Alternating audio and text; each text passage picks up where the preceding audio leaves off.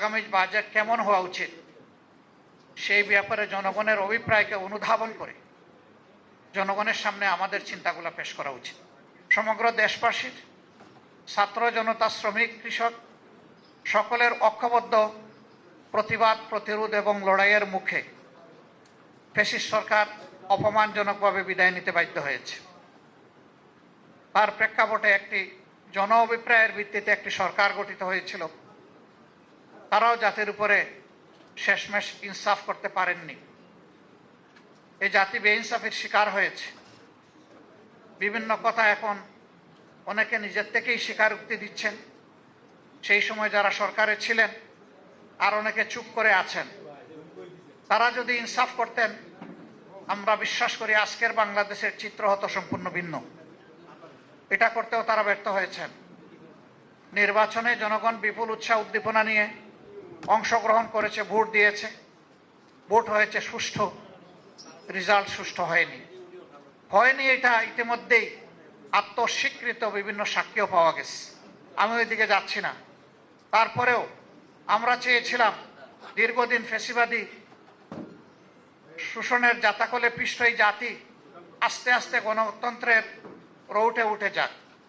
সেই জন্য আমাদের হাজারো আপত্তি, রিজার্ভেশন থাকা সত্ত্বেও আমরা সেই নির্বাচনের ফলাফল মেনে নিয়েই সংসদে গিয়েছিলাম।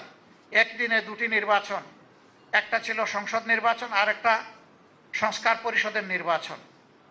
গণভোট, দুইটা ব্যালট পেপার ছিল। জনগণ দুইটাতেই রায় দিয়েছে, কেউ একটাতে রায় দেয়নি।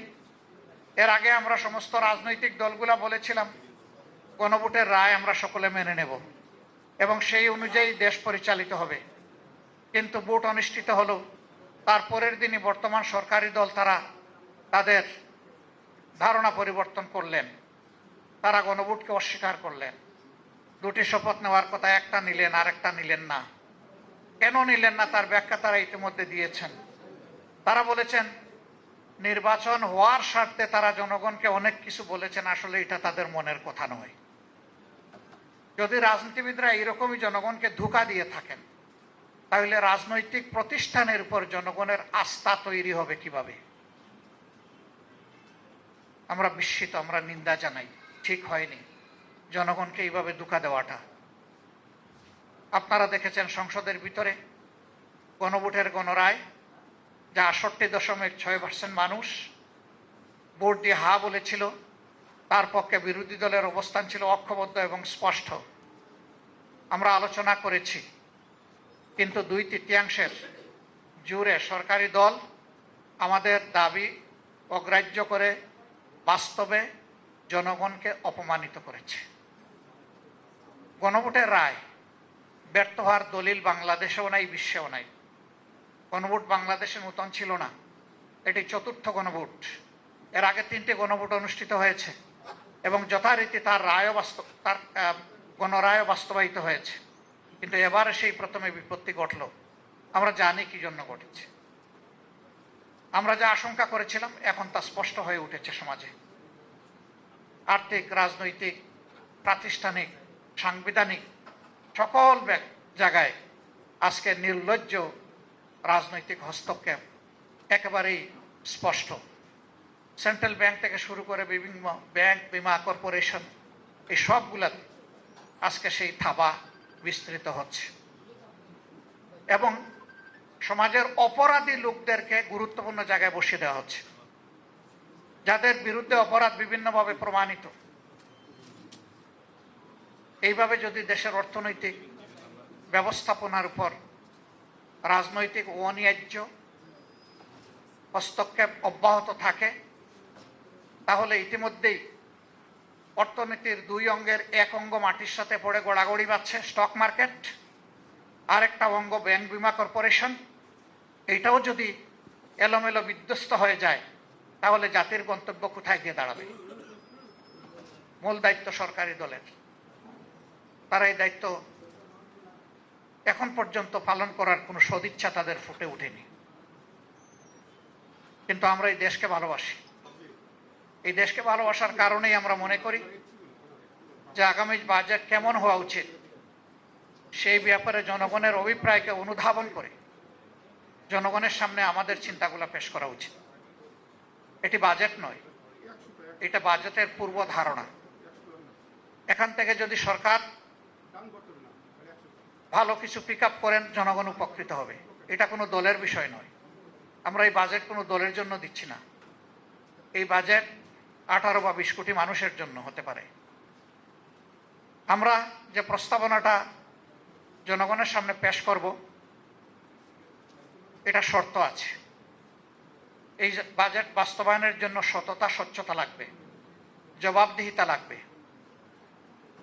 সততা, স্বচ্ছতা, জবাবদিহিতা যদি নিশ্চিত করা যায়, আমরা মনে করি যে বাজেট প্রস্তাবনা আমরা করব সেটা অবশ্যই অর্জনযোগ্য, এটা অর্জন করা সম্ভব।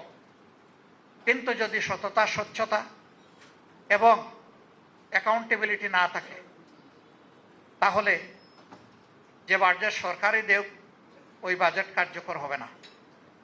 আরও কিছু বিষয় আমাদের প্রস্তাবনায় থাকবে, সেটা এখানে এবং সংসদে। আমাদের ফিসকাল ইয়ার হচ্ছে জুলাই টু জুন। জুন মাস বর্ষা, খরা, দুর্যোগ, সাইক্লোন এগুলাতে সাধারণত আমাদের দেশ আক্রান্ত হয়। আমরা লক্ষ্য করি এডিপির একটা বিশাল অংশ শেষের 2 মাসে তাড়াহুড়া করে বাস্তবায়নের চেষ্টা করা হয়। এটি বাস্তবায়ন নয়, এটি হচ্ছে গণলুটপাট।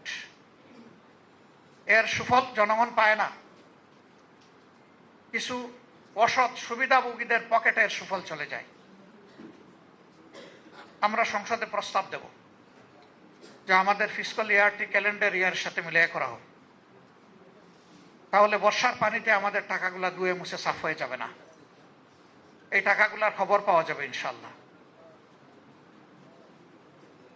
নিয়ম রয়েছে, সম্পূরক বাজেট বৎসর পুরা হওয়ার মিনিমাম 3 মাস আগে সংসদে পেশ করতে হবে। কিন্তু আমরা সম্পূরক বাজেট পাবো এই শেষ মাসে। বৈধ অবৈধ, ন্যায্য অন্যায্য সব খরচ হয়ে গেল, কালো সাদা একাকার হয়ে গেল। তারপরে সম্পূরক বাজেট সংসদের সামনে আসলো, তাতে জনগণের লাভ কি? আমরা কথা বললেই বা তার বেনিফিট কি? এই বিষয়গুলো আমাদের আগামীতে সংসদের ভিতরে প্রস্তাবনায় থাকবে ইনশাল্লাহ। আরও অনেকগুলো মৌলিক বিষয়। আমাদের ট্যাক্সেশন কালেকশনের যে পদ্ধতি রয়েছে, এটা দারুণ ত্রুটিপূর্ণ। যারা ট্যাক্স দেন তারা 3টা ট্যাক্স দেন। একটা ট্যাক্স ট্রেজারিতে জমা হয়, একটা কিছু ব্যক্তির পকেটে যায় যারা ট্যাক্স কালেকশন করেন, আমি সবার কথা বলছি না কিন্তু অনেকেই, আরেকটা চাঁদাবাজদের পকেটে যায়, ব্যবসায়ীরা অতিষ্ঠ। যার কারণে ট্রেজারির ট্যাক্সটা তার টার্নওভার ভলিউমের দিক থেকে ছোট হয়ে আসে। এখানে যদি সততা এবং স্বচ্ছতা মেনটেন করা যায়, অটোমেটিক্যালি ব্যবসায়ীরা বিপুল উৎসাহ নিয়ে আরও বেশি ট্যাক্স দিবেন জনগণ, রাষ্ট্রকে। রাষ্ট্র এবং জনগণ উপকৃত হবে। তাছাড়া ট্যাক্স বেসও সম্প্রসারণ করার প্রয়োজনকে আমরা অস্বীকার করি না। এই সবগুলোই আমাদের কনসিডারেশনে ইনশাল্লাহ থাকবে। এসবগুলো সামনে রেখেই আজকে আমরা প্রিয় দেশবাসীর কাছে জনবান্ধব একটি বাজেট প্রস্তাবনা আমাদের বিবেচনায় আমরা পেশ করতে যাচ্ছি।